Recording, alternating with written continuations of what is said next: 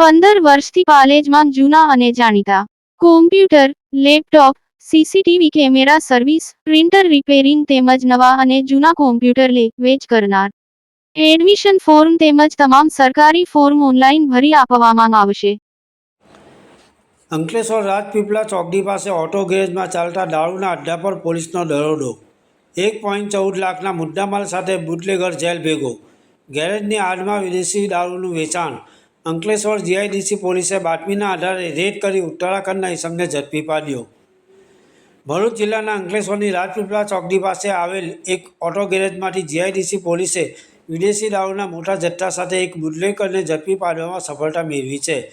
Police patrolling દરમિયાન ચોક્કસ બાતમી મળી હતી કે રાજપીપળા ચોકડી નજીક સર્વિસ રોડની બાજુમાં આવેલા મન્નુ ઓટો ગેરેજમાં એક ઇસમ વિદેશી દારૂનું ગેરકાયદેસર વેચાણ કરી રહ્યો છે. ચોક્કસ માહિતીના આધારે અંકલેશ્વર જીઆઈડીસી પોલીસ સ્ટાફે તાત્કાલિક ગેરેજ પર દરોડો પાડ્યો હતો. રેડ દરમિયાન પોલીસને ગેરેજમાંથી વિદેશી દારૂનો મોટો જથ્થો મળી આવ્યો હતો, જેની કિંમત 1,09,000 આંકવામાં આવી છે. આ ગુનામાં પોલીસે ગેરેજમાંથી દારૂ વેચતા બુટલેગરની ધરપકડ કરી છે, જેની ઓળખ અંકલેશ્વરના અંડાલા ખાતે આવેલી હરિકૃપા સોસાયટીમાં રહેતા અને મૂળ ઉત્તરાખંડના વતની રાકેશ હંસરાજ ચૌહાણ તરીકે થઈ છે. પોલીસે ઘટના સ્થળેથી 1.9 લાખની કિંમતનો વિદેશી દારૂ અને મોબાઈલ ફોન સહિત કુલ રૂપિયા 1,14,000નો મુદ્દામાલ જપ્ત કર્યો છે.